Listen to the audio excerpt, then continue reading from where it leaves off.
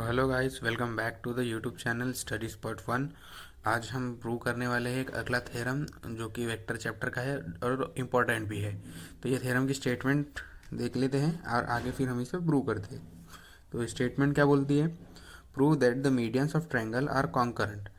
क्या कह रहा है कि हमें ये प्रूव करना है। एकदम छोटा स्टेटमेंट है, बस इतना समझना है हमें कि जो ट्रायंगल्स की जो मीडियन होती है वो कॉन्करेंट है। कॉन्करेंट मतलब कि एक जगह आकर मिल रही है।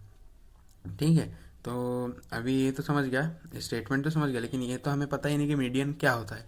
तो मीडियन एक ऐसा लाइन है और ऐसा सेगमेंट बोल सकते हैं जो दूसरी सेगमेंट को बीच से कट कर रही हो, यानी 1:1 के रेशो में कट कर रही हो। देखिए ये मीडियन ए डी है, वो बी सी को 1:1 के रेशो में कट कर रही है, मतलब ये दोनों साइड कॉन्ग्रुएंट है।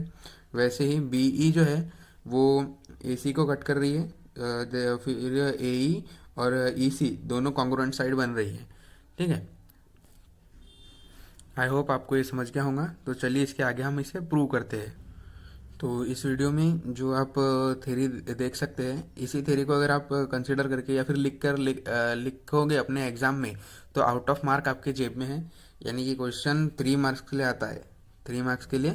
तो 3 मार्क्स आपके जेब में रह सकते हैं। ये 3 मार्क्स का ये थ्योरम है, छोटा सा ही है और इजी भी है, समझ जाएगा आराम से।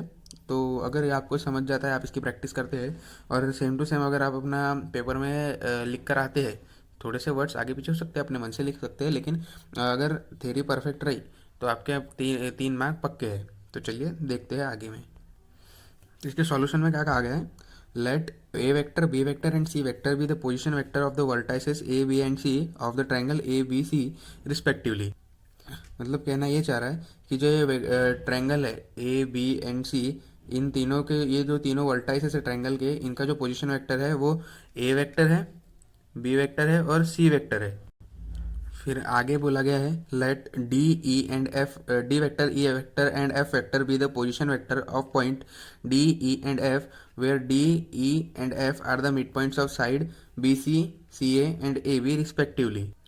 आगे ये कहा गया है कि ये जो डी ई और एफ वेक्टर्स है वो इस डी ई और एफ पॉइंट के पोजीशन वेक्टर है, और ये जो डी है वो इस वाली साइड का मिड पॉइंट है। मिड पॉइंट यानी एक ऐसा पॉइंट जो दो हिस्से में बांटता हो किसी भी एक सेगमेंट को। ई इस साइड का इस साइड का मिड पॉइंट है, ए सी का मिड पॉइंट ई है और ए बी का मिड पॉइंट एफ है। ठीक है गाइस, तो हम मिड पॉइंट फार्मूला लगा देंगे। तो by mid point formula D equal to B C upon 2। क्यों? क्योंकि डी मिड पॉइंट है बी सी का, तो हम B plus C, B vector plus C vector whole upon 2 लिखेंगे। तो वही लिखे अपने D vector equal to B vector plus C vector whole upon 2। और फिर ई वेक्टर का लिखेंगे मिड पॉइंट फार्मूले से, तो E vector equal to A vector plus C vector whole upon 2, A vector plus C vector whole upon 2। और F के लिए F vector equal to A vector plus B vector whole upon 2। F जो निकालना था हमें, तो A vector plus B vector whole upon 2। तो अब क्या करेंगे गाइस, ये इसको 2 को इधर लेके चले जाएंगे, ये 2 को इधर लेके चले जाएंगे, ये 2 को इधर लेके चले जाएंगे। तो क्या बन जाएगा? 2D equal to 2D vector equal to B vector plus C vector. फिर 2E vector equal to 2A vector plus, sorry 2E vector equal to A vector plus C vector. फिर ये इधर चला गया तो ये इसका क्या हो जाएगा? 2F vector equal to A vector plus B vector. अभी देखिए गाइस, यहाँ पे बी वेक्टर और सी वेक्टर है, कमी किस चीज़ की है? ए वेक्टर की। तो हम दोनों साइड ए वेक्टर को प्लस कर देंगे, तो 2D प्लस ए वेक्टर, मतलब 2D plus A vector equal to A vector plus B vector plus C vector. यहाँ पे ए और सी था, तो यहाँ पे बी की कमी थी, तो दोनों साइड हम बी वेक्टर को ऐड कर देंगे। तो क्या बन जाता है? 2E vector plus B vector equal to A vector plus B vector plus C vector. यहाँ पे किसकी कमी थी? सी वेक्टर की कमी थी। देखिए ए वेक्टर प्लस बी वेक्टर, यहाँ पे अगर सी वेक्टर रहता तो पूरी हो जाती है कमी, तो दोनों साइड हम सी वेक्टर को ऐड कर देंगे। तो क्या बन जाता है? 2F vector plus C vector equal to A vector B vector, A vector plus B vector plus C vector. अभी देख सकते हैं ये इसकी राइट हैंड साइड जो है वो सेम है, लेकिन लेफ्ट हैंड साइड वो अलग अलग है। मतलब ये तीनों इक्वल तो है, तीनों तो इक्वल ही है, और इसकी क्योंकि इसकी राइट हैंड साइड इक्वल है, तो हम ऐसा लिख सकते हैं 2D plus A, 2E vector plus B vector, 2F vector plus C vector equal to A vector plus B vector plus C vector. ठीक है, तो अब हम सबके नीचे में अपॉन में 3 लगा देंगे, क्योंकि अगर सिर्फ एक में लगाते तो एक में लगाने से वो अनबैलेंस हो जाता, तो सभी साइड में लगाएंगे तो बैलेंस हो जाएंगी टर्म। तो 2D vector plus A vector whole upon 3, 2E vector plus B vector whole upon 3, two F vector plus C vector whole upon three.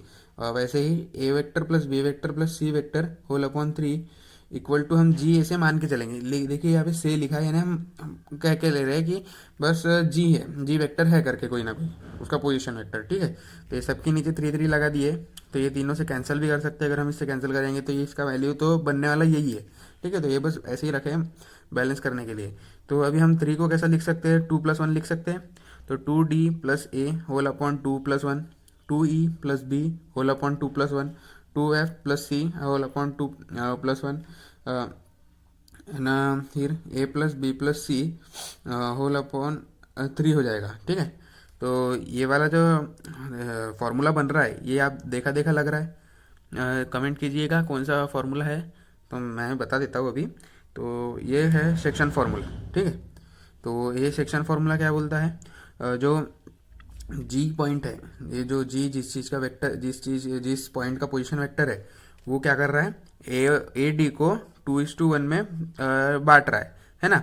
ऐसा ही बोलता है ना कि जो इस साइड की रहती है वो पहला रेशो रहता है, सेकंड रेशो रहता है, यानी यहाँ पे टू है यहाँ पे वन है, और जो नाम पढ़ते हैं हम उसको ऐसा उल्टा पढ़ते हैं, ए और डी। तो ये जो जी पॉइंट है वो ए डी को टू इस टू वन के रेशो में डिवाइड कर रहा है। ठीक है, तो वैसे ही